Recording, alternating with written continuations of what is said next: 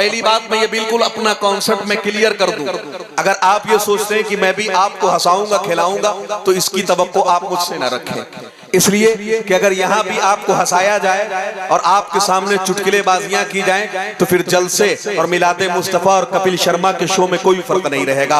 लेकिन इमाम शाफई फरमाते हैं कि हुजूर की मिलाद में आप फरमाते बेसाख्ता खिलखिला के हंसना, इमाम शाफई ने लिखा है कि जिना से बदतरीन गुनाह है। जरा तबअतु वस्सलामु अला हादीना इला महासिनिल अफ़आल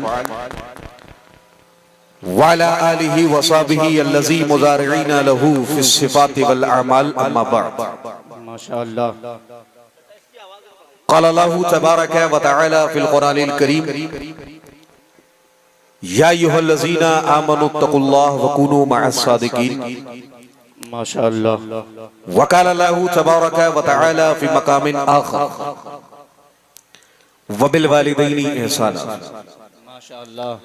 सदक़ल्लाहुल अज़ीम व सदक़ रसूलुहुन नबियुल करीम व नहनु अला ज़ालिका लमिनश शाहिदीन व शाकिरीन वल्हम्दुलिल्लाहि रब्बिल आलमीन। माशाअल्लाह। आइए हम और आप अव्वलन फर्स्ट ऑफ ऑल सबसे पहले मिल करके उस नबी की बारगाह में दुरूद शरीफ पढ़ेंगे जिनकी मौत से समंदर का तमव्वुज, जिनकी हरकत से कमरैन का तहर्रुक, जिनकी सांस से दो आलम का तनफ्फुस, जिनकी मुस्कुराहट से दो आलम का तबस्सुम, उस नबी हाशमी की बारगाह में हमें और आपको दुरूद शरीफ पढ़ना है जिनके बारे में हिंदुस्तान के एक बड़े मशहूर व मारूफ शायर मरहूम राहत इंदौरी कलम उठाते हैं तो लिखते हैं ज़मज़मो कौसरो तस्नीम नहीं लिख सकता, ज़मज़मो कौसरो तस्नीम नहीं लिख सकता, या नबी आपकी ताज़ीम नहीं लिख सकता, मैं अगर सात समंदर भी निचोड़ूं राहत आपके नाम की एक मीम नहीं लिख सकता।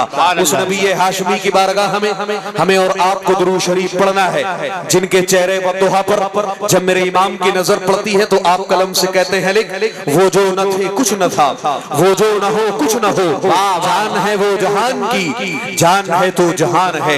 उस नबी हाशमी की बारगाह हमें और आपको दुरूद शरीफ पढ़ना है जिनके चेहरे व दुहा पर जब मेरे इमाम इश्क व मोहब्बत की नजर पड़ती है तो आप कलम से लिखते हैं सरवर कहूं कि मालिको मौला कहूं तुझे, बागे खलील का गुले ज़ेबा कहूं तुझे, और तेरे तो वस्फ ऐबो तनाही से है हैरा हूं मेरे शाह मैं क्या क्या कहूं तुझे, लेकिन रज़ा ने खत्मे सुखन इस पे कर दिया, खालिक का बंदा खल्क का आका कहूं तुझे। उस हुजूर की बारगाह में हमें और आपको दुरूद शरीफ का नज़ारा पेश करना है जिनके गुंबदे खजरा पर जब मेरे इमाम की नजर पड़ती है तो आप कलम से कहते हैं लिख, हाजियों आओ शहनशाह का रोजा देखो, काबा तो देख चुके काबे का काबा देखो। उस नबी की बारगाह हमें और आपको दुरूद शरीफ पढ़ना है जिनके रोज़े मुकद्दस पर जब मेरे इमाम की नजर पड़ती है तो आप कलम से कहते हैं लिख, बाखुदा खुदा का यही है दर, नहीं और कोई मफर मकर, जो वहां से हो यही यहाँ के हो,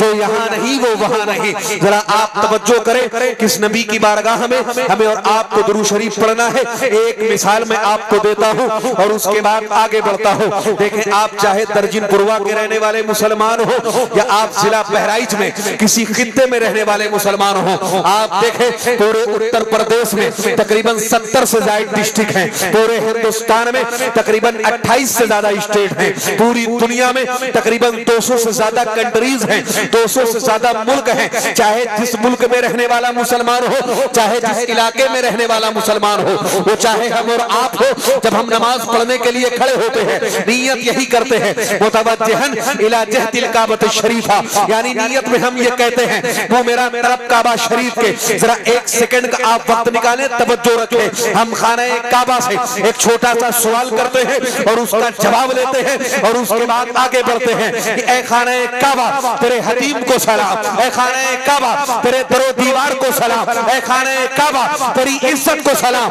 ए खाने काबा तेरी हुर्मत को सलाम। जरा हमें एक छोटे से सवाल का जवाब दे कि पूरी दुनिया के मुसलमान तेरी तरफ मुंह करके नमाज पढ़ते हैं, लेकिन क्या कोई ऐसी जात है जिसकी तरफ तू झुकता हो? क्या कोई ऐसी जात है जिसका तू सजदा करता हो तो जरा तवज्जो करे। खाने काबा जवाब देता है, सुनो पूरी दुनिया के मुसलमान मेरी तरफ मुंह करके नमाज पढ़ते हैं, लेकिन मैं अगर किसी के आगे झुकता हूँ तो वो आमना का लाल है, वो उम्मत का गमख्वार है। मेरा इमाम कहता है जिनके सजदे को मिहराबे काबा झुकी उन भवों की लताफत पे लाखों नारे तकबीर, नारे रिसालत, मसलके आला हजरत, शाने मुस्तफा, नारे तकबीर जिंदाबाद। आए उसी नबी हाशमी की बारगाह में, तवज्जो है, जिनकी बारगाह में सैयदुल मलाइका हजरत जिब्रील अमीन हाजिर होकर अर्ज करते हैं, अल्लाह के नबी मैंने ईस्ट वेस्ट नॉर्थ साउथ यानी जितनी दिशाएं हैं सबको देखा है। अल्लाह के नबी मैंने शिमालो जुनूब मगरिब व मशरिक को देखा है। हुजूर कायनात का जायजा लेने के बाद मैं इस नतीजे पर पहुंचा हूं कि आपसे ज्यादा खूबसूरत न अल्लाह ने किसी को बनाया है और न कयामत तक खुदा किसी को बनाएगा। आपसे ज्यादा खूबसूरत आपसे पहले न कोई आया है और न कयामत तक कोई आएगा। इस हदीस की तर्जमानी जब मेरे शेख तरीक़त मुजद्दिद दीनो मिल्लत अशाह इमाम अहमद रजा फाजिल बरेलवी करते हैं तो वो कहते हैं यही बोले सिदरा वाले चमने जहां के थाले सभी मैंने छान डाले, तेरे पाए का न पाया, तुझे यज्ञ यज्ञ बनाया, तुझे हमद है खुदा।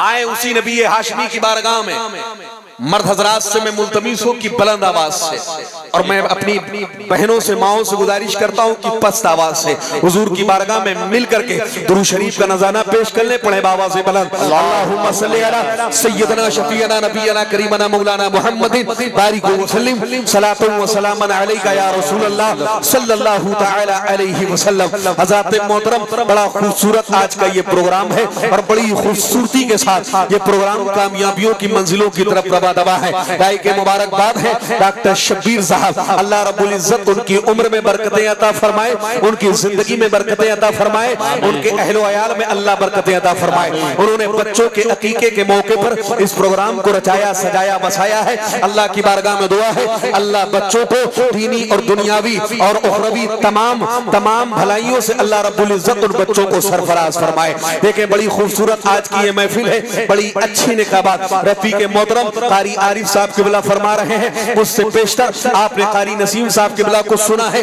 आपके इमाम साहब किबला मौलाना अयूब साहब किबला तशरीफ रखते हैं। मुझसे पेशतर आपने खिताब मौलाना मुस्लिम साहब किबला से भी समाअत किया है। अल्लाह की बारगाह में दुआ है अल्लाह इस जलसे को अपनी बारगाह में कबूल व मकबूल फरमा ले। और मेरे बहुत सारे अहबाब और तशरीफ रखते हैं, वक्त की तंगदामनी और तंगदस्ती है, वरना इन सबों की बारगाह में मैं इनका नाम लेके सलाम अर्ज करता। बस एक शेर मजमूई तौर पर अर्ज है कि शिकारे माह के मैं तस्कीरे आफ्ताब करूं और किसे मैं तर्क करूं, किसका इंतखाब करूं, मैं किसका नाम लूं, किसको छोड़ दूं। जो जर्रा जिस जगह है वही आफ्ताब है और ये महफिले मैं है, जामो जम नहीं यहाँ कोई किसी से कम नहीं।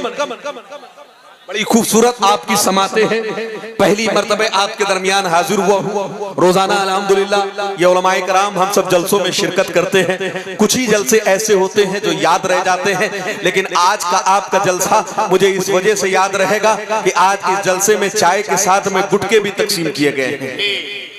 पहला ऐसा तरीका देखा हूं मैं, पहली ऐसी नौयत देखी है, इससे बचना चाहिए। समझ रहे हैं आप? हाँ बिल्कुल। अगर तकसीमी करना है तो उलमा को नजराने तकसीम कर दो, गुटखा खिलाओगे बेचारे सब के सब कैंसर के मरीज हो जाएंगे। समझ रहे हैं आप? बड़ी खूबसूरत आज की ये महफिल है, तवज्जो आप रखें, देखें गौर से मेरी गुफ्तगू को सुने। इंशाअल्लाह कुछ कीमती बातें मैं आपके गोश गुजार करके रुखसत हो जाऊंगा। तवज्जो रखें और इस अकीदे से आप यहाँ बैठे कि आप बैठे हैं, आप पर अल्लाह की तरफ से रहमतों का नुज़ूल हो रहा है। आप बैठे हैं, आपकी तरफ से अल्लाह की तरफ से आप पर अनवार तजल्लियात की बरसात हो रही है। देखिए ये हुजूर का मीलाद है और इमाम हक मुहद्दिस देहलवी फरमाते हैं कि जहां एक मरतबे हुजूर का मीलाद मनाया जाता है, पूरा साल अल्लाह उस जगह से आजाद को उठा लेता है। आगे आप फरमाते हैं कि जहां पर एक मरतबे हुजूर का मीलाद मनाया जाता है, पूरा साल अल्लाह उस जगह पर अनवार तजल्लियात की बरसात फरमाता है। आगे आप लिखते हैं कि जहां एक मरतबे हुजूर का मीलाद मना लिया जाए, जितने लोग उस मीलाद में शरीक हो जाए, पूरा साल अल्लाह उनकी उम्र में और उनके रिस्क में बेपनाह बरकतें। तो इस अकीदे से आप बैठे। और पहली बात मैं ये बिल्कुल अपना कॉन्सेप्ट में क्लियर कर दूं, अगर आप ये सोचते हैं कि मैं भी आपको हंसाऊंगा खिलाऊंगा तो इसकी तवक्को आप मुझसे न रखें। इसलिए कि अगर यहाँ भी आपको हंसाया जाए और आपके सामने चुटकुलेबाजियां की जाएं तो फिर जलसे और मिलादे मुस्तफा और कपिल शर्मा के शो में कोई फर्क नहीं रहेगा। देखिए इमाम शाफई फरमाते हैं कि हुजूर की मिलाद में आप फरमाते बेसाख्ता खिलखिला के हंसना। इमाम शाफई ने लिखा है कि जिना से बदतरीन गुनाह है। जरा तवज्जो करें, दिल को थाम करके बैठे, इसलिए कि यहाँ आप आए हैं अपनी आखिरत संवारने के लिए आए हैं। यहाँ भी अगर लतीफाबाजी में आपके सामने करो तो जलसे का मकसद ही फौत हो जाएगा। इस अकीदे से आप बैठे कि इस जलसे को हुजूर गौसे आजम भी मुलाहिजा कर रहे हैं और अल्लाह के नबी आखिर ज़मा भी मुलाहिजा कर रहे हैं। इस अकीदे से आप बैठे कि हुजूर भी आपको देख रहे हैं और हुजूर गौसे आजम भी आपको देख रहे हैं। इस पर एक मिसाल मैं आपके सामने देता हूँ और उसके बाद आगे बढ़ता हूँ। चले आप बगदाद शरीफ की सरजमीन पे तवज्जो रखें, मेरी माँ और बहनें भी तवज्जो कर लें। बगदाद शरीफ की सरजमीन है, हुजूर गौसे आजम की एक मुरीदा है। जब हुजूर गौसे आजम बाहयात थे, आपका जमाने जाहिरी था, वो औरत हुजूर गौसे आजम से बैत हुई थी। एक मरतबे उसकी बेटी घर के दरवाजे पर खड़ी है, उस औरत के शौहर का इंतकाल हो चुका है। उसकी बेटी ने ये सुना है कि बाहर कोई निदा दे रहा है, बाहर कोई आवाज दे रहा है कि आज की रात में जो बगदाद का बादशाह है,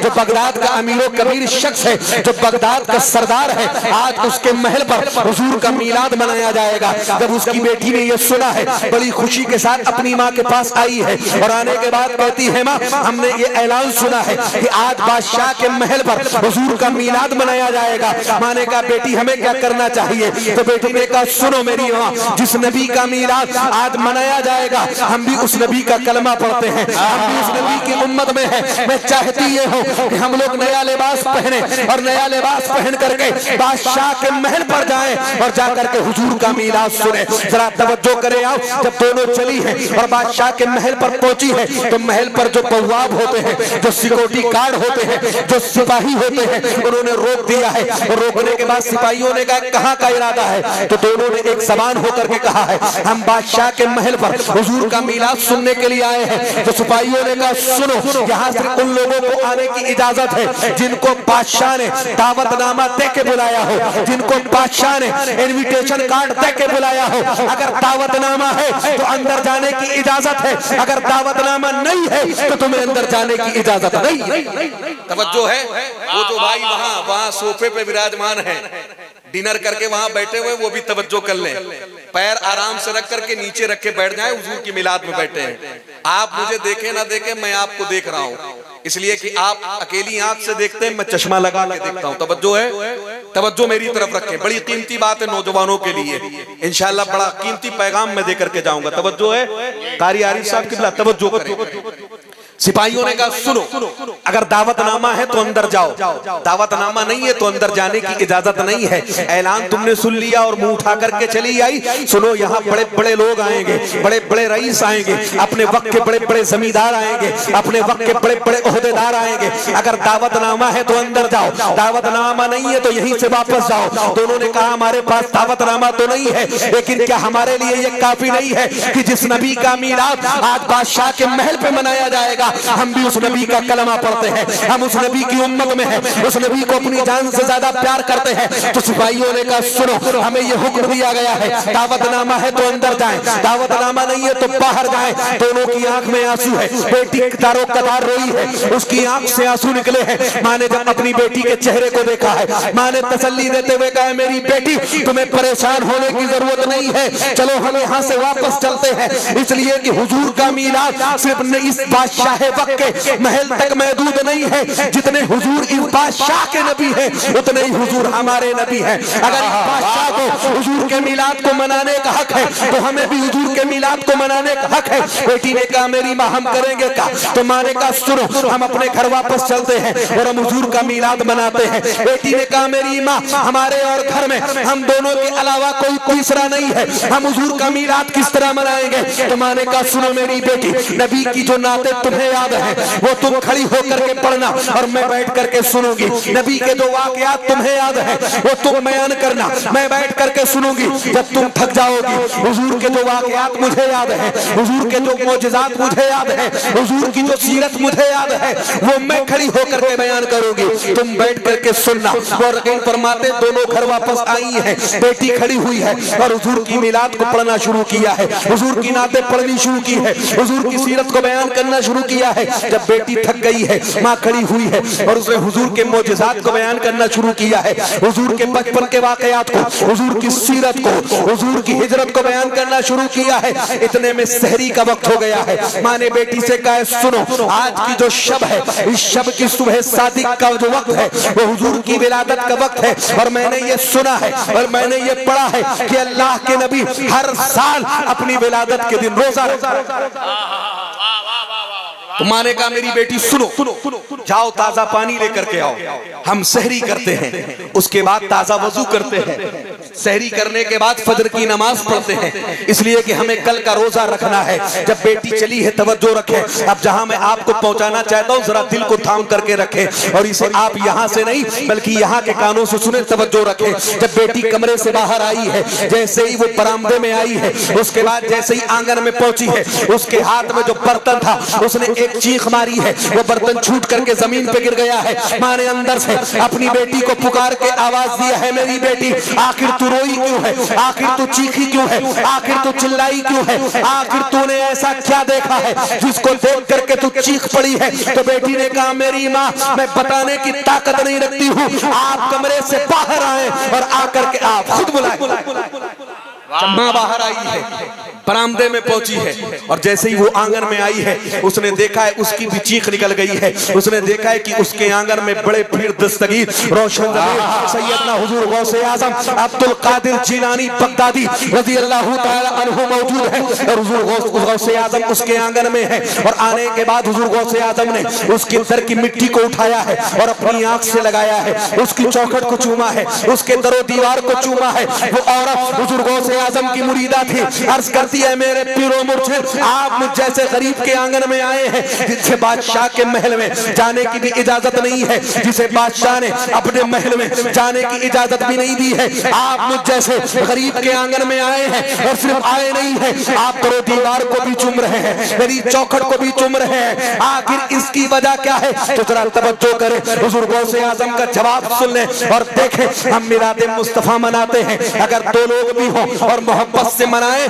तो हुजूर अपना मिलाद सुनने के लिए आते हैं। हुजूर गौसे आजम फरमाते हैं, सुन है मेरी मुरीदा सुन, जिस नबी का मिलाद तू और तेरी बेटी मिल करके बंद कमरे में बैठ के मना रही थी, वही मदीने वाले आका अपना जिक्र सुनने के लिए तेरे आंगन में आए थे। और हुजूर आए हैं, तेरे दरो दीवार महक गए हैं, हुजूर आए हैं, तेरे घर की मिट्टी मुनव्वर हो गई है, हुजूर आए हैं, तेरा घर मुनव्वर हो गया है। इसी को मेरा इमाम कहता है, चमक तुझसे पाते हैं सब पाने वाले, मेरा दिल भी चमका दे, चमका दे। नारे तकबीर, नारे रिसालत, मसलके आला हजरत जश्ने गौसुल वरा हजरत अल्लामा अरशद रजा सकाफी, नारे समझ रहे हैं आप? तो इस एतकाद से बैठे कि तादाद कितनी भी हो उससे फर्क नहीं पड़ता है। अगर मोहब्बत से हुजूर को याद करते हैं तो हुजूर भी आते हैं और हुजूर गौसे आजम भी आते हैं। जरा तवज्जो करें, जब भी हुजूर का मिलाद सजाया करें तो दिल से दुआ किया करें और कहा करें, या रसूल अल्लाह सुना है आप हर आशिक के घर तशरीफ लाते हैं,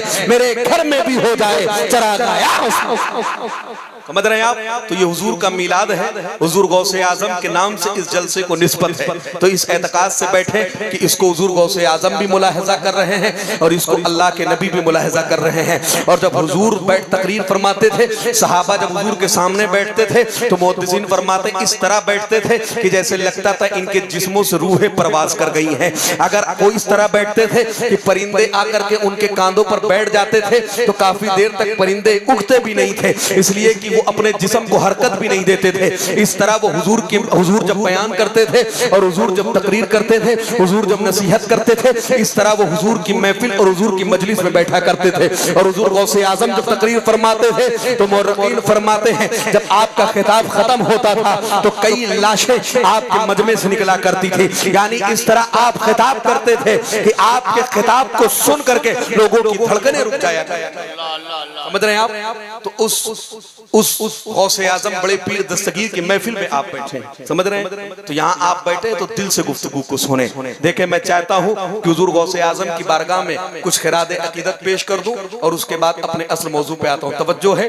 अगर तवज्जो है तो मिलके बोले एक मरतबे सुभान अल्लाह, सुभान अल्लाह। मिलके बोले या रसूल अल्लाह, एक मरतबे बोले या गौसे आजम अल मदद। तवज्जो है आपकी, गुफ्तगू को सुने मेरी। देखे, आला हज़रत फाज़िल बरेलवी ने हुजूर गौसे आजम की बारगाह में जो मनकबत लिखी उनकी शान में मशहूर जमाना मनकबत, मैं चाहता हूँ बस उसके 2-3 शेर पढ़ दूं और उसकी थोड़ी सी तशरीह आप सुन ले और उसके बाद मैं अपने असल गुफ्तगू पर, असल मौजू पे गुफ्तगू करके अपने खिताब को समेटता हूँ। तवज्जो है?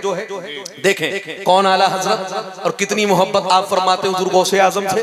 4 साल की उम्र में आला हजरत ने अपने वालिद मोहतरम से पूछा था, ऐ मेरे वालिद मोहतरम अब्बा जान ये बताएं कि बगदाद शरीफ किधर है? तो आपके वालिद मोहतरम ने कहा था बेटा सुनो, ये काबा है और उसके जस्ट बगल में मदीनतुल मुनव्वरा है और उसके बिल्कुल बगल में बगदाद शरीफ है।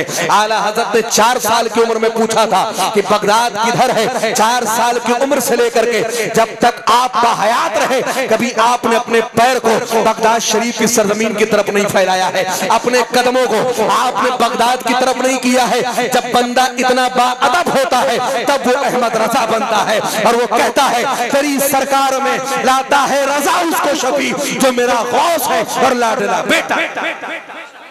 देख आला हज़रत फरमाते हैं, तवज्जो है, वाह क्या मर्तबा ए गौस है बाला तेरा, ऊंचे ऊंचों के सरों से कदम आला तेरा, सर भला क्या कोई जाने की है कैसा तेरा, औलिया मलते हैं आंखें वो है तलवा तेरा। आगे आप फरमाते हैं शुक्र के जोश में जो है वो तुझे क्या जाने, खिज़र के होश से पूछे कोई रुतबा तेरा।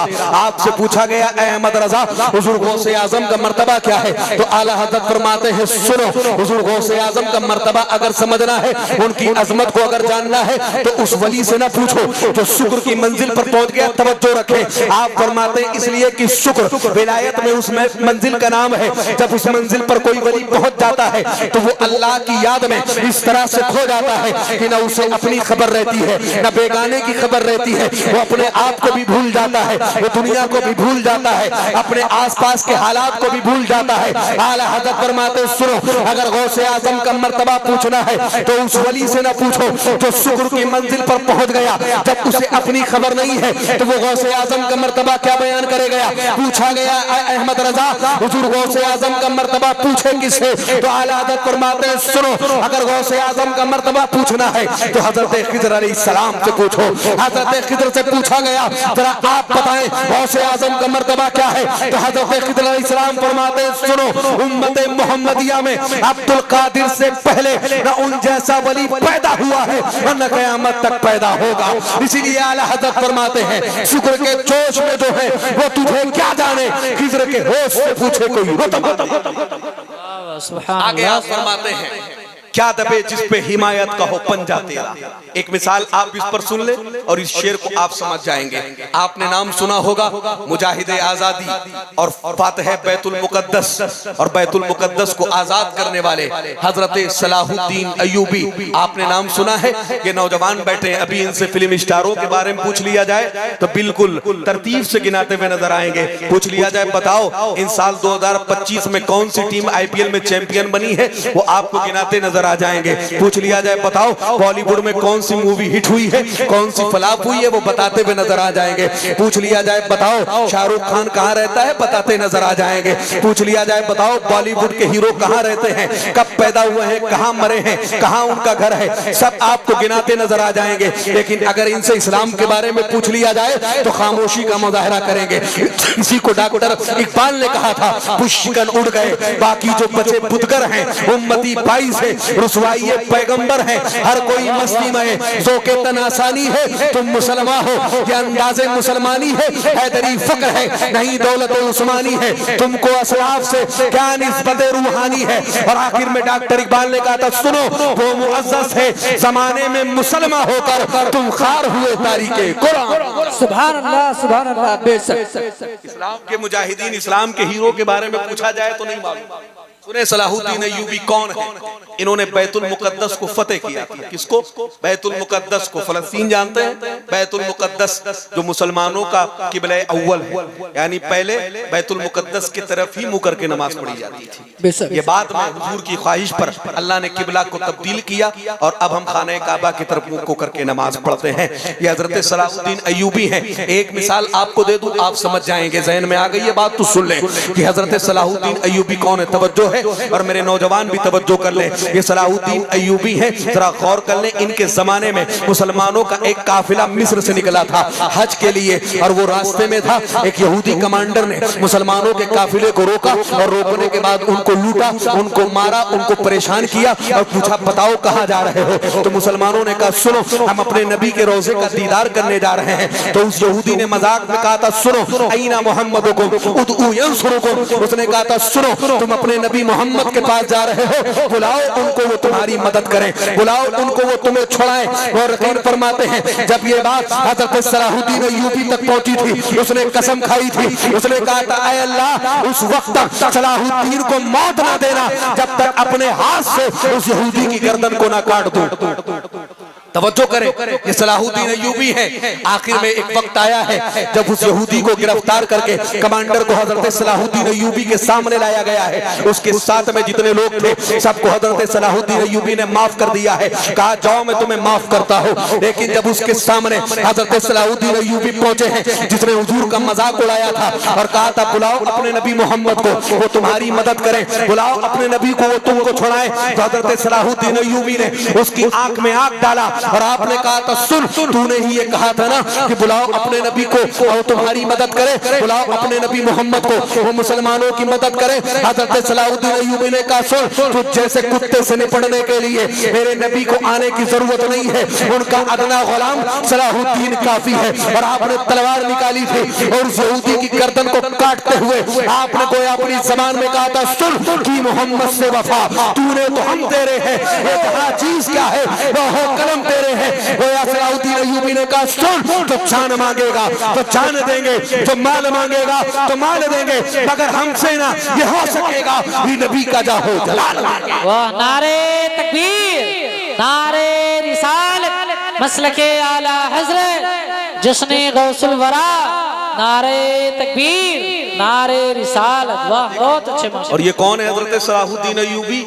ये हुजूर गौसे आजम के मुरीद हैं, पक्के कादरी हैं, पक्के सच्चे हुजूर गौसे आजम के मुरीद है। तवज्जो करें, जो शेर मैंने पढ़ा उसकी तशरीह आप सुन लें। तवज्जो है, पूरी जिंदगी हजरत सलाहुद्दीन अय्यूबी जंग में रहे, पूरी जिंदगी आप कुफ्फारों मुशरिकीन और यहूद और नसारा से लड़ते रहे। जब आपका आखिरी वक्त था और बिस्तरे मर्द पे, जब आप बिस्तरे मर्ज पे थे तो आपसे पूछा गया ऐ सलाहुद्दीन ये बताओ पूरी जिंदगी तुम जंग में रहे लेकिन कभी कोई तलवार तुम्हारी गर्दन को ना काट सके, न जाने कितने लोगों को तुमने अपनी तलवार से काट दिया है लेकिन कोई तलवार तुम्हें तकलीफ न पहुंचा सके। तो हजरत सलाहुद्दीन अय्यूबी ने कहा सुनो दुनिया की कोई तलवार सलाहुद्दीन की गर्दन को टच भी नहीं कर सकती है। पूछा गया क्यों? तो हजरत सलाहुद्दीन अय्यूबी कहते हैं सुनो बचपन का जमाना था, वो कहते हैं मेरे वालिद मोहतरम मुझे लेकर के हुजूर गौसे आजम की बारगाह में गए थे और उन्होंने कहा था ऐ बड़े पीर दस्तगीर आप मेरे बेटे के लिए दुआ कर दे। हुजूर गौसे आजम ने मुझे अपने करीब बुलाया था। जरा तवज्जो करें,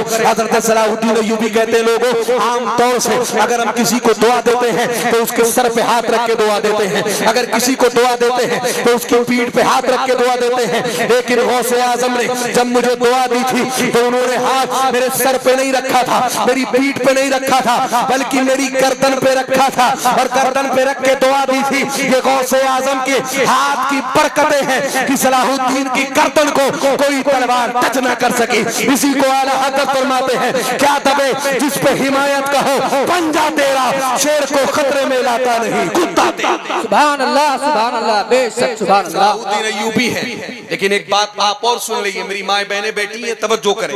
यही सलाहुद्दीन अय्यूबी है, जब इन्होंने बैतुल मुकद्दस को फतेह किया था, उस वक्त यहूदियों ने कहा था सलाहुद्दीन आज तो तुमने इसको फतेह कर लिया है, आज तो तुमने छोड़ा लिया है, लेकिन एक वक्त आएगा जब हम इसको फिर मुसलमानों से छीन लेंगे। तो सलाहुद्दीन अय्यूबी ने कहा था सुनो, एक सलाहुद्दीन अय्यूबी चला जाएगा, अल्लाह हजारों सलाहुद्दीन अय्यूबी पैदा कर देगा। तो यहूदियों ने कहा था सलाहुद्दीन, ये तारीख इस बात पर शाहिद रहेगी और इस बात पर हिस्ट्री गवाह रहेगी कि तुम्हारे बाद कायनात में कोई और सलाहुद्दीन नहीं पैदा होगा, इसलिए कि सलाहुद्दीन तुम वो हो जिसके नाम से आज भी यहूदो नसारा कांपते हैं। यहूदियों ने कहा था सुनो सलाहुद्दीन, तुम्हारे बाद कोई और सलाहुद्दीन कायनात में नहीं आएगा। सलाहुद्दीन ने कहा था क्यों? तो यहूदियों ने कहा था सुनो, हम तुम्हारी कौम की बच्चियों को इस तरह बना देंगे कि वो जिंदगी में कभी दूसरा सलाहुद्दीन पैदा नहीं करेगा।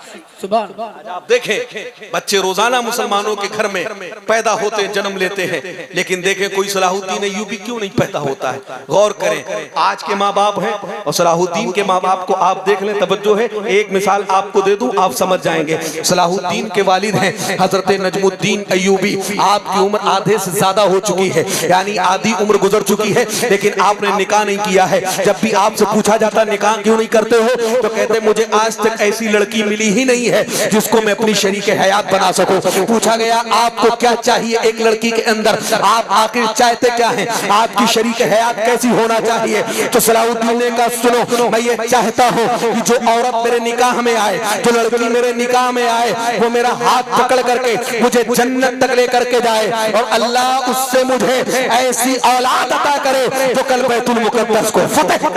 सुभान अल्लाह, सुभान अल्लाह। मुझे पूरी जिंदगी कोई ऐसी लड़की मिली ही नहीं है। एक मरतबे आप अपने पीरो मुर्शिद के पास बैठे हुए थे, इतने में एक लड़की आई और पर्दे के बाहर से उसने सलाम किया। आपके पीरो मुर्शिद ने जवाब दिया। पीरो मुर्शिद फरमाते हैं बेटी जरा ये बताओ, कल जो तुम्हारे लिए रिश्ता मैंने भेजा था आखिर तुमने इनकार क्यों कर दिया है? तो लड़की ने कहा वो रिश्ता मुझे पसंद नहीं है। आपके पीरो मुर्शिद कहते हैं बेटी आखिर कमी क्या है? लड़का जो है वो पैसे के एतबार से बड़ा मजबूत है, धन दौलत के एतबार से बड़ा मौजूद है, शोहरत के एतबार से भी बड़ा मजबूत है, आखिर तुमने इनकार क्यों किया है? तो पर्दे के पीछे से लड़की ने कहा ए मेरे पीरो मुर्शिद, मुझे अपने लिए ऐसा शौहर चाहिए जो मेरा हाथ पकड़ करके मुझे जन्नत तक लेकर के जाए और अल्लाह उससे मुझे ऐसा बेटा अता करे जो कल बैतुल मुकद्दस को फतेह।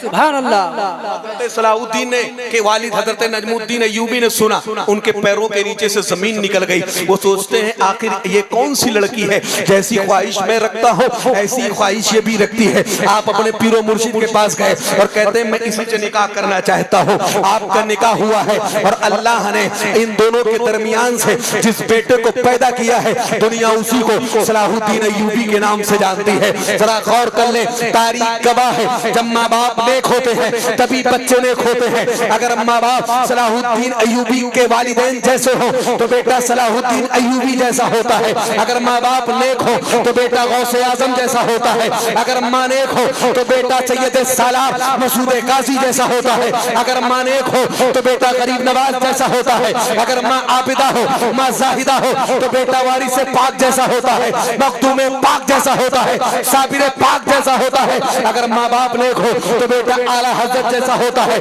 अगर माँ बाप नेक हो तो बेटा मुफ्ती आज़म हिंद जैसा होता है। अगर माँ बाप नेक हो तो बेटा सदरुल शरिया जैसा होता है। अगर माँ बाप नेक हो तो बेटा हाफिज मिल्लत जैसा होता है। आप उलमा तवज्जो करेंगे, अगर माँ नेक हो और इस तरह नेक हो कि अपने ज़ेवरात को गिरवी रख करके मंजर इस्लाम के मुदर्रिसीन की तनख्वाह अदा कर दे तो उसकी कोख से जो बच्चा पैदा होता है दुनिया उसी को ताजुल शरिया के नाम से जानती है। जिन्होंने कहा था अख्तर कादरी खुल्द में चल दिया, खुल्द वाहे हरे कादरी। नारे तकबीर, नारे रिसालत, मसलके आला हजरत, फैज़ाने हुजूर ताजुल शरिया, नारे तकबीर। तवज्जो है, मैं अपनी माओ से बहनों से गुजारिश करता हूँ सुनो, अगर आप चाहती हैं कि आपकी औलाद नेक हो तो पहले आपको नेक बनना होगा। अगर आप बैठ करके मोबाइलों पर सीरियल देखेंगी, बैठ करके गाने सुनेंगी, बैठ करके लेटेस्ट मूवियाँ देखेंगी तो आपकी कोख से जो बच्चा पैदा होगा वो कभी सलाहुद्दीन अय्यूबी जैसी हिम्मत और उनकी जैसी जुर्रत रखने वाला नहीं हो सकता है। आपकी कोख से जो बच्चा पैदा होगा वो भी आप ही की तरह गानों से मोहब्बत करने वाला होगा। इसलिए कि जब माँ बाप नेक होते हैं तभी बच्चे नेक होते हैं। अगर आप ये चाहते हैं, और खास तौर से मैं अपनी बहनों से गुजारिश करता हूँ, अगर आप ये चाहती हैं कि आपकी आने वाली नस्लें नेक हो तो पहले आपको नेक बनना होगा। अगर आप कुरान की तिलावत करेंगे तो आने वाला बच्चा भी कुरान की तिलावत करने वाला होगा। अगर आप कुरान से मोहब्बत करेंगे तो आपकी आने वाली नस्लें कुरान से मोहब्बत करने वाली होंगी। अगर आप नमाजों की पाबंदी करेंगे तो आपकी आने वाली नस्लें भी नमाजों की पाबंदी करने वाली। इसलिए कि जब माँ बाप नेक होते हैं तभी बच्चे नेक होते हैं। देखें आगे आला हजरत फरमाते हैं, तेरी सरकार में लाता है रजा उसको शफी जो मेरा गौस है और लाडला बेटा तेरा। जरा तवज्जो करें, अगर गौसे आजम की अजमती बयान की जाए तो पूरा वक्त खत्म हो जाएगा, पूरी रात खत्म हो जाएगी, लेकिन कमा हको गौसे आजम की अजमत बयान नहीं हो सकती है। मैं गौसे आजम का एक कौल नकल करता हूँ और उस पर आपकी तवज्जो चाहता हूँ और उसी पर थोड़ी गुफ्तगू करके रुखसत होना चाहता हूँ। तवज्जो है, हुजूर गौसे आजम एक मरतबे खिताब कर रहे थे। आपने खिताब करते हुए फरमाया, लोगों सुनो। आप फरमाते हैं अपने नाना जान की एक हदीस को बयान करते हुए, हुजूर गौसे आजम फरमाते हैं, मेरे नाना जान ने फरमाया कि कल क़यामत के दिन अल्लाह की बारगाह में एक शख्स को लाया जाएगा, उसके पास नेकियां इतनी होगी कि वो अपनी नेकियों को देख करके दिल ही दिल में खुश होगा। वो सोचेगा, ऐ अल्लाह, आज मैं तेरी बारगाह में इतनी नेकियां लेकर के आया हूँ, आज मुझे जन्नत में जाने से कोई रोक नहीं सकता है। हुजूर फरमाते हैं, सुनो, जब उसकी नेकियां तौली जाएंगी, जब उसके नाम आमाल तोले जाएंगे मीजान पर, जब उसके नाम आमाल को वजन किया जाएगा तो उसके पास नेकियां बहुत होगी, नेकियों का पल्ला भारी होगा। जब नेकियों का पल्ला भारी होगा, फरिश्ते कागज का एक छोटा सा टुकड़ा निकाल करके उसके गुनाह के पल्ले में डालेंगे। अब उसके गुनाह का पल्ला भारी हो जाएगा। हुजूर फरमाते, वो बंदा अर्ज करेगा, ऐ अल्लाह रब्बुल इज्जत, मैं तेरी बारगाह में इतनी नेकियां लेकर के हाजिर हुआ था, लेकिन इस कागज के छोटे से टुकड़े में ऐसा क्या लिखा है जिसने मेरी जिंदगी की तमाम नेकियों को तबाह बर्बाद कर दिया है। तो जरा तवज्जो रखें, हुजूर गौसे आजम फरमाते हैं कि अल्लाह के नबी ने फरमाया, सुनो, हातिफे गैबी से आवाज आएगी, अल्लाह फरमाएगा, मेरे बंदे सुन, तूने दुनिया में इबादतें खूब की थी, तूने दुनिया में नेकियां खूब की थी, लेकिन एक मर्तबे तूने एक मर्तबे, सिर्फ एक मर्तबे चीख करके अपने माँ बाप से बातें कर ली थी। वो तेरे माँ बाप से चीख करके बातें करना था कि उसने तेरी जिंदगी की तमाम नेकियों को तबाह बर्बाद कर दिया। जरा आप बताएं, एक मर्तबे, तवज्जो है, नौजवानों की तवज्जो चाहता हूं। वो उधर जो कुर्सी पे बैठे सो रहे हैं, अगर जलसा सुनना है तो जगा दो, सुन ले, नहीं तो घर पे जाके आराम करें। तवज्जो है आपकी, तो पीछे खड़े, तुम्हारी जिम्मेदारी है, जगाओ उनको। हाँ, हालत मनाम से जगाओ। इधर तवज्जो, तवज्जो है। देखें इतने नौजवान यहाँ बैठे, मैं अर्ज ये कर रहा था, हुजूर फरमाते हैं, एक मर्तबा जिसने चीख करके माँ बाप से बातें कर ली, अल्लाह ने उसकी जिंदगी की तमाम नेकियों को तबाह बर्बाद कर दिया है। तो जरा मेरे नौजवान तवज्जो कर ले, जो बात बात पर माँ बाप पर चीख पड़ते हैं। अगर माँ बाप किसी काम से रोक दे, चिल्ला पड़ते हैं। अगर माँ बाप किसी काम से मना कर दे, माँ बाप को डांट देते हैं। बात तो ऐसे हैं जो माँ बाप को गालियां देते भी नजर आते हैं, जो माँ बाप को कोसते भी नजर आते हैं, जो माँ बाप को बुरे अलकाब से पुकारते भी नजर आते हैं। आला हजरत फाजिल बरेलवी फरमाते हैं, आप लिखते हैं, एक मसले के जवाब में आपने फरमाया, सुनो, माँ बाप का अदब ये है, माँ बाप का अदब व एहतराम ये है, माँ बाप की इज्जत ये है कि जब माँ बाप से गुफ्तगू की जाए तो डायरेक्ट उनसे गुफ्तगू ना की जाए, पहले माँ बाप से इजाजत ले ली जाए। अगर माँ बाप इजाजत दे दे तब उनसे बात की जाए। और आप फरमाते हैं, अगर माँ बाप इजाजत दे दे तो इस तरह गुफ्तगू करो कि जैसे एक गुलाम अपने आका से गुफ्तगू करता है, जैसे गुलाम की आवाज कभी आका की आवाज पर बुलंद नहीं होती है, ऐसे जब तुम अपने माँ बाप से गुफ्तगू करो तो उनकी आवाज पर अपनी आवाज को कभी बुलंद। देखें हुजूर फरमाते हैं, तवज्जो है, जिनके माँ बाप सलामत हैं, अल्लाह की बारगाह में दुआ है, अल्लाह उन्हें उम्र खिज़र अता फरमाए। जिनके इंतकाल करके कब्र में जा चुके हैं, अल्लाह उनकी मग़फ़िरत फरमाए, कब्र पर अनवारो तजल्लियात की बरसात फरमाए। जरा सुन ले माँ बाप की अजमत क्या है। आज माँ बाप जिंदा है, उनका अदब व एहतराम आपको समझ में नहीं आता है, उनका वक़ार, उनकी इज्जत आपको समझ में नहीं आती है, लेकिन जरा तवज्जो करें, ये माँ बाप कौन है। हुजूर की बारगाह में एक सहाबी हाजिर हुए, अर्ज करते हैं, अल्लाह के नबी ये बताएं, अल्लाह हमें नजर नहीं आता है, अगर हमें ये जानना हो कि अल्लाह हमसे राजी है या नाराज है, तो हुजूर कोई तरीका बता दे जिससे हम ये समझ जाएं कि अल्लाह हमसे राजी है या अल्लाह हमसे नाराज है। तो हुजूर ने फरमाया सुनो, अपने घर वापस जाओ, माँ बाप का चेहरा देख लो, अगर माँ बाप राजी है तो आंख बंद के ये यकीन कर लो कि तुमसे तुम्हारा रब राजी है, और अगर माँ बाप नाराज है तो तुमसे तुम्हारा रब नाराज। हुजूर फरमाते हैं रब की रिजा ये माँ बाप की रिजा में है, और रब की नाराजगी ये माँ बाप की नाराजगी में है। जरा तवज्जो कर लें, ये माँ बाप अल्लाह की एक नेमत है, और ऐसी वैसी नेमत नहीं है, बड़ी अजीम नेमत है। मेरी बहनें भी तवज्जो कर लें, इनकी जबानें भी माँ बाप के सामने बड़ा चला करती हैं। अगर माँ बाप किसी बुरे काम से रोक दे तो कहते तुम्हें क्या मालूम है, ये मॉडर्न जमाना है, तरक्की का जमाना है, तुम्हारा जमाना कब का लत के जा चुका है, तुम्हें क्या मालूम है इस दौरे तरक्की में किस तरह जीना है। याद रखे माँ बाप का अदब और एहतराम करें। अगर माँ बाप के सामने आप जबान चलाएंगे, जिंदगी भर की आपकी नेकियां तबाह बर्बाद कर दी जाएंगी। इसलिए कि माँ बाप अल्लाह की एक ऐसी नेमत है जो जिंदगी में सिर्फ एक बार मिलती है। जरा गौर कर लें, आपका कोई दोस्त है, अगर उससे आपकी दोस्ती टूट जाए, आप किसी और शख्स के करीब हो जाए, वो भी आपका सगा ही दोस्त होगा। आपका कोई भाई है, खुदा न करे उसका इंतकाल हो जाए, आपका अगर कोई दूसरा सगा भाई है तो वो भी आपका सगा ही भाई होगा। अगर आपकी कोई बीवी है, अल्लाह ना करे उसका इंतकाल हो जाए, आप दूसरा निकाह कर लेंगे, वो भी आपकी सगी ही बीवी होगी। लेकिन ये माँ बाप अल्लाह की एक ऐसी नेमत है, अगर जिंदगी में ये एक मर्तबे आपकी नजरों से ओझल हो गए, आप कायनात में किसी के दामन को पकड़ के माँ और बाप कह लें, लेकिन वो आपके हकीकी माँ बाप नहीं हो। इसलिए कि ये नेमत जिंदगी में सिर्फ एक बार मिलती है। जरा तवज्जो कर ले, एक मिसाल आप सुन ले। और जब मैंने इसको रिसाले में पढ़ा था तो मेरी आंख में भी आंसू आ गए थे। जरा तवज्जो करें, देखें माँ बाप कितनी अजीम नेमत है। एक शख्स से उसका निकाह हुआ है, अल्लाह ने उसे बेटे की शक्ल में बड़ी खूबसूरत औलाद अता की है। कुछ साल गुजरे, उसकी बीवी का इंतकाल हो गया। तवज्जो करें, जरा दिल से सुन ले, उसने दूसरा निकाह किया है। एक मरतबे वो शख्स यूं ही बेख्याली में बैठा था, उसके बेटे का गुजर उसके सामने से हुआ। 7 साल की उम्र है उसके बेटे की। उसने अपने बेटे को बुलाया और बुलाने के बाद पूछता है मेरे बेटे जरा ये बता, वो तेरी पहली वाली माँ थी जिससे मैंने पहले निकाह किया था, जिसने तुझे पैदा किया है, और ये जो तेरी दूसरी वाली माँ है जिससे मैंने बाद में निकाह किया है, इन दोनों में तुझे कोई फर्क नजर आता है? इन दोनों में तुझे कोई डिफरेंस नजर आता है? तवज्जो करे तो बेटे ने बड़ा मासूमियत भरा जवाब दिया। बेटा कहता है मेरे बाप जो मेरी पहली वाली माँ थी जिसने मुझे पैदा किया था, वो कायनात की सबसे बड़ी झूठी औरत थी, उससे बड़ी झूठी औरत मैंने कभी देखी नहीं है। और ये जो मेरी दूसरी वाली माँ है, इससे बड़ी सच्ची औरत मैंने कभी देखी ही नहीं। उसके बाप को ताज्जुब हुआ जैसे आपको ताज्जुब हो रहा है। उसने कहा मेरे बेटे जरा इसको एक्सप्लेन तो कर, जिस माँ ने तुझे 9 महीने अपनी कोख में रखा, जिसने अपना खूने जिगर पिला के तुझे बड़ा किया, जो मौत की वादियों से लड़ करके तकलीफें सह करके दुनिया में तुझे लाने का सबब बनी है, तू उसे झूठी कह रहा है।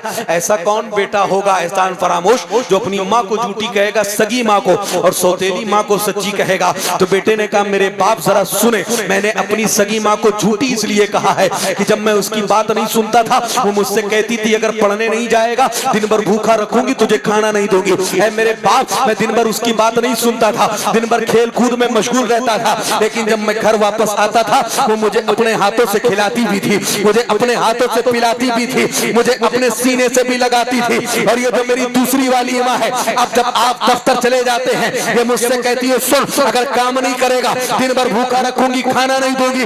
मेरे बाप आपको मालूम नहीं है मैं दिन भर भूखा रहता हूँ लेकिन मुझे ये खाना नहीं देती है, मैं दिन भर प्यासा रहता हूँ ये मुझे पानी नहीं देती है। उसने कहा मेरे बाप मैंने अपनी सगी माँ को झूठी इसलिए कहा है कि वो जो कहती थी वो करती थी, वो जो कहती थी वो उसका उल्टा करती थी, उसका उलट करती थी, उसके बरअक्स करती थी। वो कहती थी तुझे खाना नहीं दूंगी लेकिन वो मुझे खाना भी देती थी, वो कहती थी तुझे पानी नहीं दूंगी वो मुझे पानी भी देती थी। ऐ मेरे बाप उसे मैंने झूठी इसलिए कहा है कि वो जो कहती थी वो करती नहीं थी, और इसे मैंने सच्ची इसलिए कहा है कि ये जो कहती है वो करती है, ये मुझे दिन भर भूखा रखती है, कभी खाना नहीं देती देती है, मुझे दिन भर प्यासा रखती है, कभी पानी नहीं देती है। उसने कहा मेरे बाप, आपने मुझसे पूछा है कि दोनों माओं में फर्क क्या है? सुने, मैं कायनात में चाहे जिसके दामन को पकड़ लूं, लेकिन औलाद के लिए जो मोहब्बत सगी मां के सीने में होती है वो कायनात में किसी और के दिल में नहीं मिलती। देखिए आप, अगर माँ बाप जिंदा हैं उनकी कद्र करें आप। आज आप इमाम साहब के पास आते हैं, ये कारी आरिफ साहब किबला तशरीफ रखते हैं, उलमा तशरीफ रखते हैं, इनके पास आके आप यही कहते हैं, हम लोगों से मिलते हैं, हजरत दुआ फरमा दे। ये उलमा इकराम मौजूद है, बड़ी जिम्मेदारी से मैं अर्ज करता हूँ, अगर आपके लिए, हम लोग तो गुनहगार हैं, आपके लिए अगर कोई सैयदजादा भी दुआ करे, आपके लिए कोई गौस कुतुब अब्दाल औताद अपने वक्त का मुहद्दिस मुहक्किक मुफक्किर फकीह आपके अपने वक्त का मुजद्दिद दुआ करे, कितना नेक बंदा दुआ करे, कोई गारंटी नहीं है कि वो दुआ अल्लाह की बारगाह में कबूल हो या अल्लाह रद्द फरमा दे। लेकिन अगर आपके माँ बाप आपके हक में दुआ कर दे तो हुजूर फरमाते सुनो, माँ बाप हुजूर फरमाते सुनो, बाप की दुआ औलाद के हक में ऐसे है जैसे नबी की दुआ उम्मती के हक में, जैसे नबी की दुआ उम्मती के हक में अल्लाह कभी रद्द नहीं करता है, ऐसे ही माँ बाप की दुआ औलाद के हक में अल्लाह कभी रद्द नहीं फरमाता है। और हुजूर फरमाते सुनो, इसको सूफिया रिवायत करते हैं कि जब एक माँ के हाथ औलाद के हक में दुआ के लिए उड़ जाए तो अल्लाह का अर्श कांपने लगता है। अल्लाह फरिश्तों से फरमाता है, फरिश्तों ये अर्श क्यों कांप रहा है? फरिश्ते अर्ज करते हैं, मौला तू आलिमुल खबीर है, तू जर्रे जर्रे को जानता है, मौला तुझे बखूबी मालूम है ये अर्श क्यों कांप रहा है। ऐ अल्लाह, आज एक माँ ने अपने बेटे के हक में दुआ के लिए हाथ उठाया है, इसीलिए अर्श कांप रहा है। तो अल्लाह फरमाता है सुनो, तुमने उसके उठते हुए हाथ बाद में देखे थे, अभी माँ के हाथ उठे नहीं थे कि मैंने उसकी दुआ को कबूल कर लिया। सुभान अल्लाह। दुआ लेनी है तो पहले माँ बाप की दुआ ले, पीर साहब के पीछे बाद में भागे, हम लोगों के पीछे आप बाद में आए, हम लोग दुआ करें, कोई जमानत नहीं है कि वो दुआ कबूल हो या अल्लाह रद्द फरमा दे। लेकिन माँ बाप दुआ कर दे तो हुजूर जमानत देते हैं कि वो दुआ डायरेक्ट कबूल हो जाती है, अल्लाह कभी रद्द नहीं फरमाता है। और यहाँ तक हुजूर फरमाते हैं कि दुनिया के किसी कोने में कायनात के सारे मुत्तकी परहेजगार इकट्ठा होके किसी शख्स के लिए हाथ उठा दे और कहें अल्लाह उस बंदे को बर्बाद कर दे, अल्लाह उस बंदे को तबाह कर दे, और हुजूर फरमाते तन्हा उसकी माँ घर में हाथ उठा ले और कहे ए अल्लाह मेरे बच्चे को आबाद रखना, मेरे बेटे को सलामत रखना। तो हुजूर फरमाते अगर माँ अपनी औलाद के हक में दुआ के लिए हाथ उठा दे तो कायनात के सारे मुत्तकी परहेजगार की बद्दुआओं को अल्लाह रद्द फरमा देता है, और तन्हा माँ की दुआ को औलाद के हक में अल्लाह कबूल फरमाता है। सुभान अल्लाह, सुभान अल्लाह। कोई जरूरी नहीं है कि आपका बाप पंज वक्ता मस्जिद में हाजिर रहने वाला हो तभी उसकी दुआ कबूल होगी, ऐसा नहीं। वो नमाज नहीं पढ़ता है, वो अपने अमाल का खुद जिम्मेदार होगा। माँ आपकी कभी नमाज नहीं पढ़ती है, वो अपने अमाल की खुद जिम्मेदार होगी। बाप तुम्हारा नमाज नहीं पढ़ता है, अगर जुआरी हो, शराबी हो, सूदखोर हो, लेकिन वो तुम्हारे लिए जन्नत का दरवाजा है।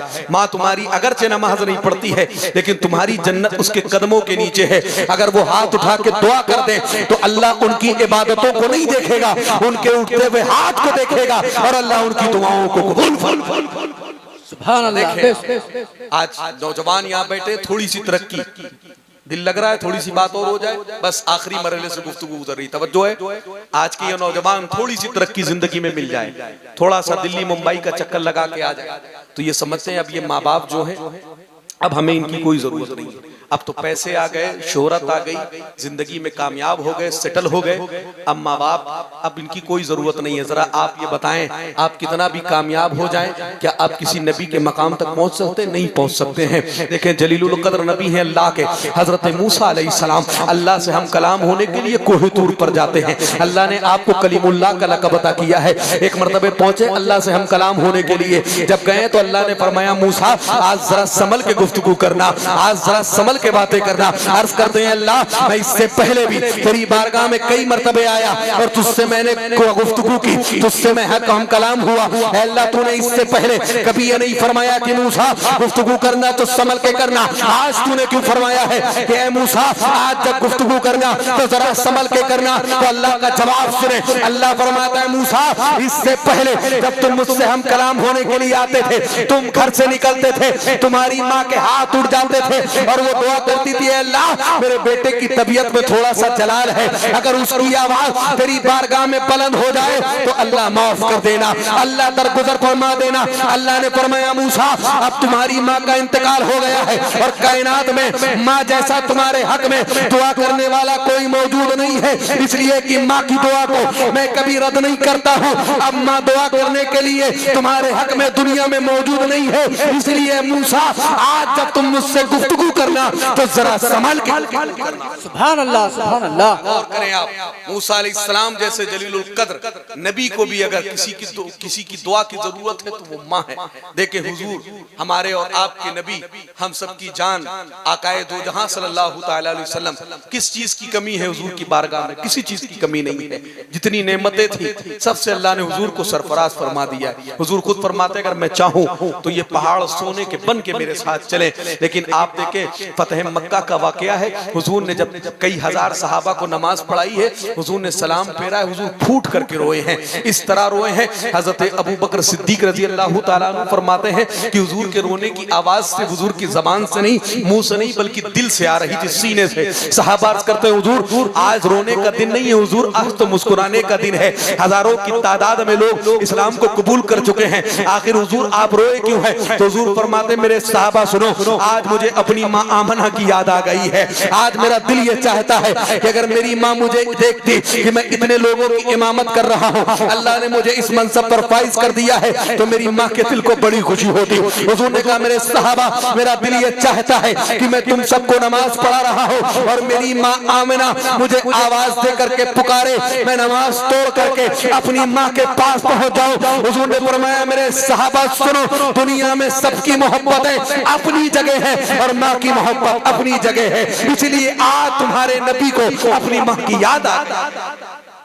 बताएं आज माँ बाप हैं, कदर समझ में नहीं आती, लेकिन जिस दिन दुनिया से चले गए चिराग लेके ढूंढोगे लेकिन माँ बाप नहीं मिलेंगे। दुनिया में जितने रिश्ते हैं सब मतलबी हैं, दुनिया में जितने रिश्ते हैं सब किसी ना किसी मतलब से जुड़े हुए हैं, लेकिन माँ बाप का वो रिश्ता है जो कोई आपसे मतलब से नहीं जुड़ा है, बल्कि उसका ताल्लुक डायरेक्ट मोहब्बत से है। इसलिए माँ बाप की कदर करें। एक वाकया मैं आप सबके सामने पढ़ करके गुफ्तगू को खत्म करता हूँ। देखें यही मूसा अलैहिस्सलाम है, अल्लाह की बारगाह में अर्ज करते हैं अल्लाह रब्बुल इज्जत जन्नत में हर शख्स का कोई ना कोई पड़ोसी होगा। अल्लाह मेरा दिल ये चाहता है कि मैं उस शख्स का दीदार करूं जो जन्नत में मेरे साथ होगा। तवज्जो करें, देखें माँ बाप की दुआएं इंसान को कहां से कहां पहुंचाती हैं। हजरत मूसा अलैहिस्सलाम ने अर्ज किया, अल्लाह ने फरमाया मूसा देखना चाहते हो? अर्ज करते हैं अल्लाह दिल तो चाहता है कि मैं उस शख्स का दीदार करूं जो जन्नत में मेरे साथ रहेगा। अल्लाह ये तेरा करम है अगर तू दिखा दे। अल्लाह ने फरमाया मूसा फला चौराहे पर फला जगह पर फला इलाके में चले जाओ, एक शख्स है उसको देख लो, वो जन्नत में तुम्हारे साथ रहेगा।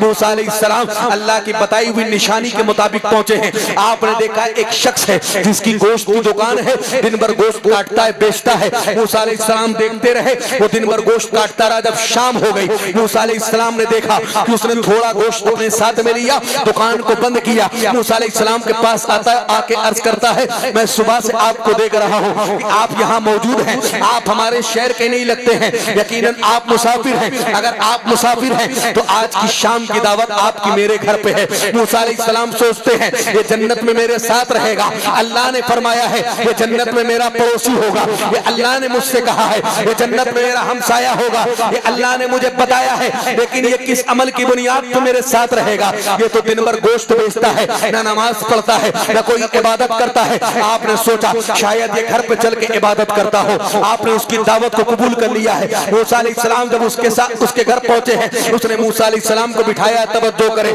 जाके अंदर गया है, खाना तैयार किया है, मूसा अलैहिस्सलाम के पास आया है और आने के बाद कहता है चल के आप खाना खा लें। तो मूसा अलैहिस्सलाम ने कहा ये बताओ तुम मेरे साथ नहीं खाओगे? उसने कहा मैं आपके साथ नहीं खाऊंगा, अगर आपको मेरे साथ खाना है तो आपको इंतजार करना होगा, अगर आपको अभी खाना है तो आपको तन्हा खाना होगा। मूसा अलैहिस्सलाम सोचते हो ना हो मैं खाने में मशगूल हो जाऊं और ये इबादत में मसरूफ हो जाए। मूसा अलैहिस्सलाम कहते हैं मैं अकेले नहीं खाऊंगा, मुझे चाहे जितनी देर तक इंतजार करना पड़े मैं तुम्हारे साथ खाऊंगा। उसने कहा अगर मेरे साथ खाना है तो आपको इंतजार करना होगा। मूसा अलैहिस्सलाम कहते हैं जब दावत तुमने ली है तो तुम्हारे लिए तो मैं इंतजार भी कर सकता हूँ। उसने कहा असल में मामला ये है कि मेरी एक बूढ़ी माँ है जिसकी उम्र तकरीबन 100 साल हो गई है। वो कहता है वो चल फिर नहीं सकती है, वो खा पी नहीं सकती है अपने हाथ से अपना काम नहीं कर सकती है। जब तक मैं उसे खिला पिला ना दूं तब तक मैं अपने ऊपर एक लुकमे को भी हराम समझता हूँ। उसने कहा तब तक मैं कुछ नहीं खाता हूँ। वो गया है अंदर और उसने अपनी माँ को उठा के बिठाया। मुर्रिखीन फरमाते हैं इतनी ज़ईफ़ा औरत थी, इतनी कमजोर थी, यानी हड्डियों का एक ढांचा थी, बिस्तर पे लेटी थी, ऊपर से चादर थी तो लगता ही नहीं था कोई अंदर लेटा हुआ है। उसने अपनी माँ को उठाया है, उसके चेहरे को धुला है, उसके हाथ और पैर को धुला है और उसने अपने हाथ से और अपने मुंह में उसने लुकमा रखा है और उसको चिबा करके उसने अपने हाथ से अपनी माँ को खिलाना शुरू किया है। मूसा अलैहिस्सलाम फरमाते लोगों मैं भी उसकी माँ की इजाजत से, इसलिए कि वो बूढ़ी औरत थी, ज़ईफ़ा थी, उसके कमरे में आ गया था। मूसा अलैहिस्सलाम फरमाते मैं देखता रहा वो अपनी माँ को खिलाता रहा, मैं देखता रहा वो अपनी माँ को पिलाता रहा। जब उसने अपने हाथ से अपनी माँ को खिला दिया है, अपने हाथ से अपनी माँ को पिला दिया है, उसने अपनी माँ को लिटाया है, जब चलने लगा है तो मूसा अलैहिस्सलाम फरमाते लोगों उसकी माँ के कांपते हुए हाथ उठ गए। वो अर्ज़ करती है अल्लाह रब्बुल इज्जत तू देख रहा है ना मेरे बेटे ने मेरी कैसी खिदमत की है। ऐ अल्लाह अब मैं चल फिर नहीं सकती हूँ, मेरा बेटा मुझे खिलाता भी है, मेरा बेटा मुझे पिलाता भी है। ऐ अल्लाह मैं अपने बेटे से राजी हूँ और तुझसे ये दुआ करती हूँ कि तू इससे राजी हो जा और जन्नत में इसे हजरत मूसा का साथ। सुभान अल्लाह सुभान मूसा अलैहिस्सलाम फरमाते हैं जब वो नौजवान मेरे पास आया है और आने के बाद कहता है चले खल के खाना खा ले, ऐ मुसाफिर चलो और चल के खाना तनाउल कर लो। मूसा अलैहिस्सलाम खड़े हुए और खड़े होकर के आप